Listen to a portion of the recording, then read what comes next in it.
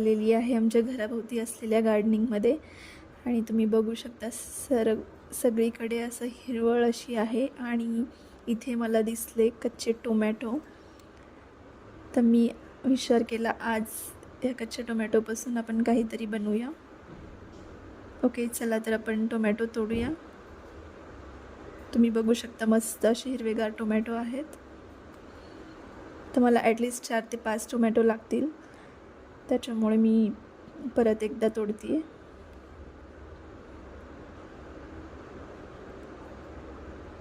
पानांच्या पाठीमागं टोमॅटो असे लपून बसलेले होते, तर मी शोधत शोधत 4-5 टोमॅटो तोडून घेतले.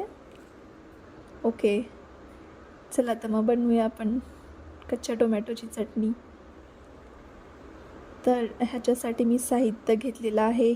कच्चे टोमॅटो धुवून कट करून घेतलेत.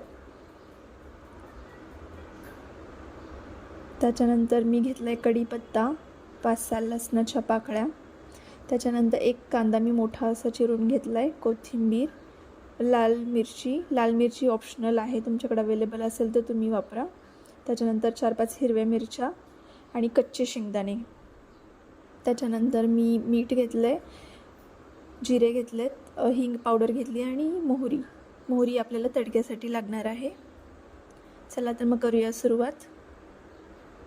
मी पॅन गरम करायला ठेवला होता, तर तो पॅन आता गरम झालेला आहे आणि मी त्याच्यामध्ये टाकते आहे 1.5 चमचा ऑइल.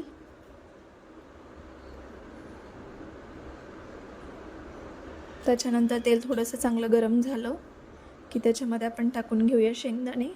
कच्चे शेंगदाणे वापरायचे, त्याच्यामुळे टेस्ट अजून जास्त चांगली लागते.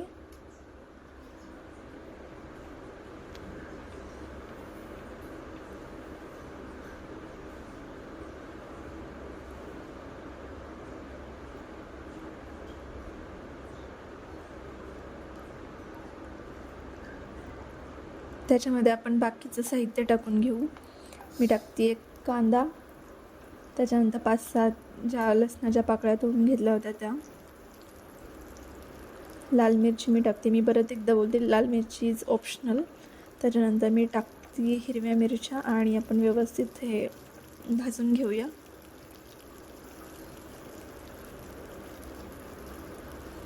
ओके, तर हे चांगलं भाजलेलं आहे आणि त्याच्यानंतर आपण बाकीचं साहित्य टाकून घेऊ. मी टाकते कट केलेला हिरवा टोमॅटो.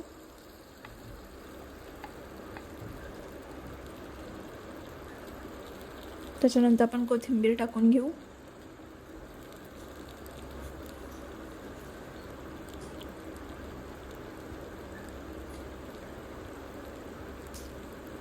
जिरे टाकूया. मीठ जे आहे मी आता ते थोडंसंच टाकणार आहे, म्हणजे चवीनुसार जसं लागेल तसं टाकूया आपण नंतर. त्याच्यानंतर हिंग पावडर, मोहरी जी आहे आपल्याला ती तडक्यासाठी लागणार आहे. तर हे सर्व साहित्य व्यवस्थित मिक्स करायचं.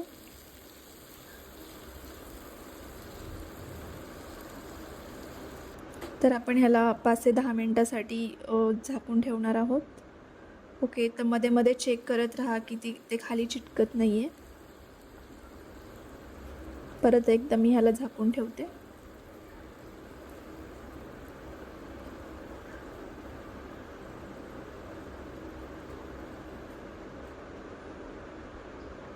परत एकदा मी ओपन करून बघते आणि एखादा टोमॅटोचा तुकडा असा थोडासा दाबून बघायचा, तो तुटत नाही आहे, म्हणजे ते अजून व्यवस्थित सॉफ्ट झालेलं नाही आहे. ओके, तर मी आता फायनली चेक करते.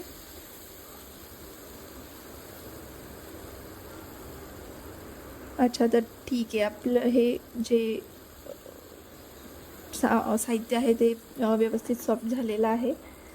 तर आपण याची थंड होण्याची वाट बघूया. तर मी हे जे मिश्रण आहे ते मी मिक्सरमधून काढणार आहे. तुमच्याकडे जर स्टोनचा खलबत्ता वगैरे अवेलेबल असेल तर तुम्ही त्याच्यामध्ये वाटू शकता, त्याच्यामध्ये अजून जास्त चव चांगली येईल. माझ्याकडे अवेलेबल नव्हतं, त्याच्यामुळे मी त्याला मिक्सरमधून वाटणार आहे.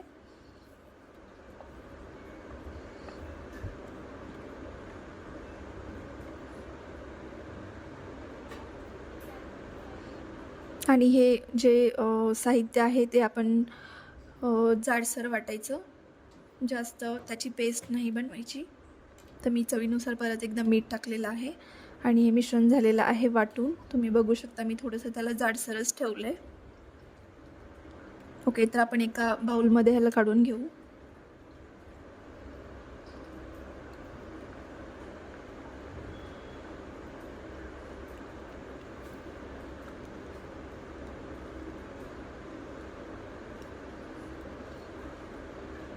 तर आपण याला आता तडका देऊया. तर मी तडक्यासाठी पॅन ठेवला होता. त्याच्यानंतर मी टाकते ऑइल, परत मी टाकते मोहरी, थोडंसं मी हाय फ्लेमवरती ठेवते आणि त्याच्यानंतर मी टाकते कढीपत्ता.